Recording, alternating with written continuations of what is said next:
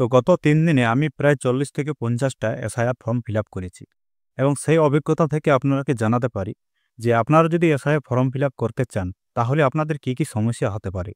সেই সমস্যাগুলো নিয়ে আজকের এই ভিডিওতে আলোচনা করব।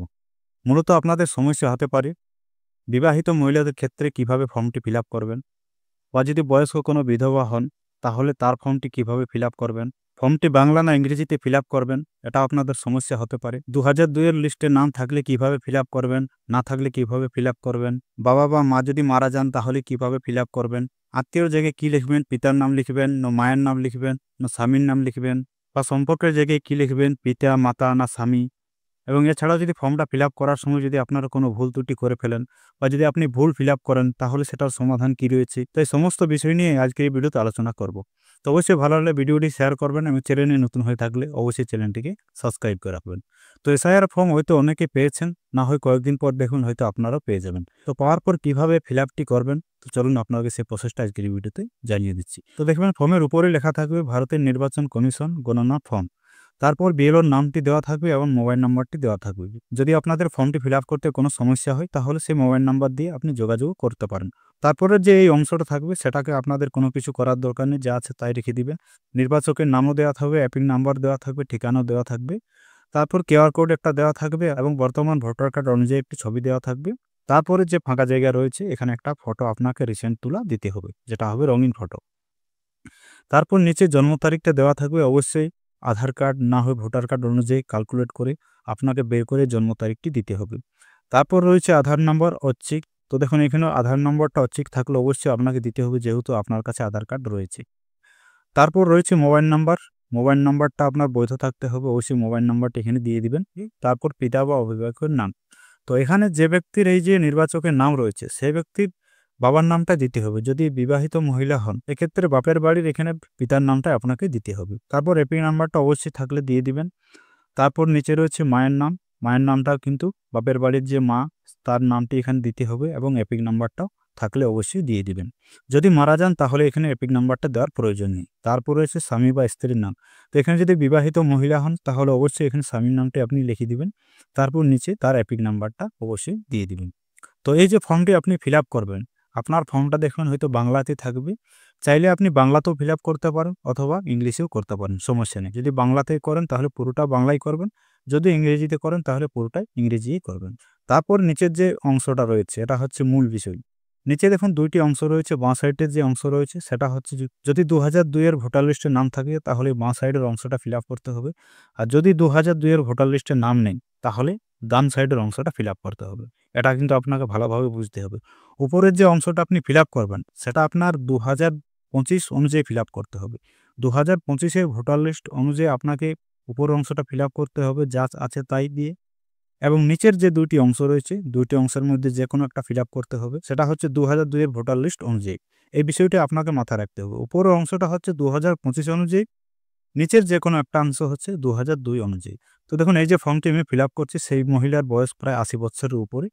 তো উপরের অংশটা আমি পুরো ফিল আপ করেছি। এরপর যেহেতু ভোটার লিস্টে নাম রয়েছে তাই বাঁ সাইডের অংশটা এখানে দেখুন ফিল আপ করেছি, নির্বাচকের নাম দিয়েছি। এই যে নামটি আপনি নির্বাচকের নামটি এখানে দিবেন সেটা কিন্তু 2000 যে ভোটার লিস্ট রয়েছে সে অনুযায়ী আপনি ফিল আপ করবেন। যেমনটা থাকবে সেটাই দিতে হবে। যদি ভুল থাকে তাহলে সেই ভুলটাই আপনাকে এখানে লিখতে হবে। যদি নামের বানান বা টাইটেলের ভুল থাকে সেটাই লিখবেন। এবং এপিক নাম্বার দেখবেন বর্তমান ভোটার যে কার্ড রয়েছে সেটাতে ওইটা এপিক নাম্বারটা আলাদা থাকতে পারে, এবং 2002 এর যে ভোটার লিস্ট সেখানে কিন্তু এপিক নাম্বারটা হয়তো আলাদা থাকতে পারে। তাহলে 2002 এর ভোটার লিস্টে যে এপিক নাম্বারটা থাকবে সেটাই আপনাকে এখানে লিখতে হবে। তারপর আত্মীয়র নাম, এটা খুব গুরুত্বপূর্ণ। তো এই যে নামটি আপনি এখানে আত্মীয়র নামটি লিখবেন সেটা 2002 এর ভোটার লিস্টে যেটা থাকবে, স্বামীর নাম থাকলে স্বামীর নামটাই লিখবেন, যদি পিতার নাম থাকে তাহলে পিতার নাম লিখবেন। তো দেখুন এই মহিলার স্বামীর নাম রয়েছে তাই এখানে আমি স্বামীর নামটা লিখেছি এবং সম্পর্কটা দিয়েছি হাজব্যান্ড। যদি 2002 ভোটার লিস্টে বাবার নামটি থাকে তাহলে এখানে বাবার নামটি লিখবেন এবং সম্পর্কের জায়গায় লিখবেন ফাদার বা পিতা বাংলাতে করলে।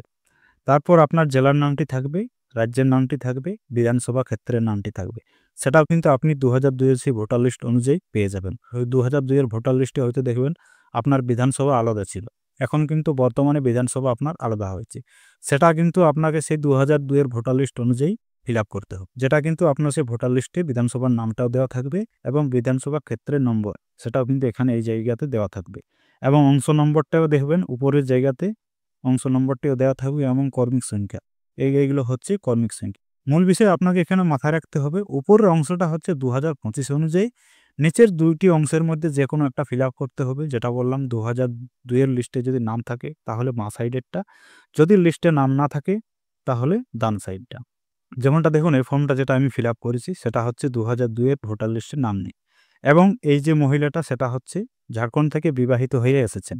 দেখুন এখানে ঝাড়খণ্ডের ঠিকানাটা দেওয়া রয়েছে, জেলা রয়েছে ইস্ট সিংভূম, রাজ্য হচ্ছে ঝাড়খণ্ড এবং বিধানসভা ক্ষেত্রের নামও রয়েছে এবং বিধানসভা ক্ষেত্রের নম্বর রয়েছে, দেখুন অংশ নম্বর রয়েছে এবং কর্মিক সংখ্যা রয়েছে।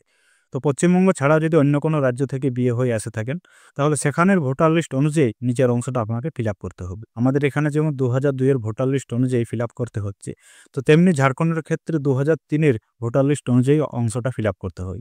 যেমনটা আপনার এই ফর্মটাতে দেখছেন, দেখুন এখানে ঝাড়খণ্ড থেকে আসা একজন বিবাহিত মহিলার ফর্ম ফিল আপ, যেটা কিন্তু 2003 অনুযায়ী নিচের অংশটা ফিল আপ করেছি। ঝাড়খণ্ডের ক্ষেত্রে আপনার যে লিস্টটা লাগবে সেটা হচ্ছে 2003 এর লিস্ট অনুযায়ী।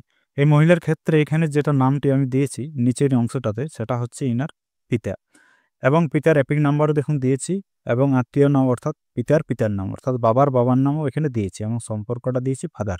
এখানে যদি আপনাদের পিতার নাম সেই 2002 বা 2003 এর ভোটার লিস্টে যদি নামটা না থাকে, দাদুর নাম থাকে, তাহলে এখানে আপনাকে দাদুর নামটা দিতে হবে এবং দাদুর এপিক নাম্বারটা দিতে হবে এবং আত্মীয়র নামটা থাকবে দাদুর বাবার নাম। সেক্ষেত্রে আপনার এখানে যে সম্পর্কটা সেটা হবে গ্র্যান্ডফাদার বা বাংলাতে যদি আপনি লিখেন তাহলে দাদুর। 2002 এর ভোটার লিস্টে অনেক সময় দেখবেন এপিক নাম্বারটি নাও থাকতে পারে। যদি সেখানে এপিক নাম্বারটা না থাকে তাহলে এপিক নাম্বারের জায়গাটা আপনি ফাঁকা ছেড়ে দেবেন, সেক্ষেত্রে দেওয়া কোনো প্রয়োজন নেই বা তাতে কোনো আপনার সমস্যা হবে না। অর্থাৎ 2002 সালের ভোটার লিস্টে যেমনটা থাকবে সেটা আপনাকে ফিল আপ করতে হবে।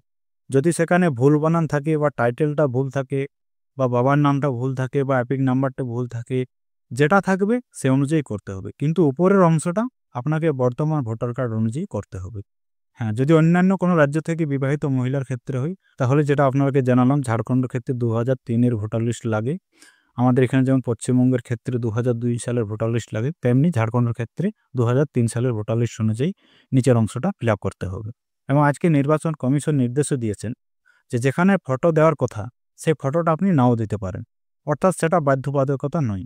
ফর্মের উপরে ডান সাইডে যেখানে ফটো দেওয়ার কথা উল্লেখ করা হয়েছে সেখানে ফটো আপনি নাও দিতে পারেন, তেমনটাই কিন্তু আজকে নির্বাচন কমিশন নির্দেশও দিয়েছেন। 11 তারিখের বর্তমান পেপারও সেখানে কিন্তু উল্লেখ করা রয়েছে।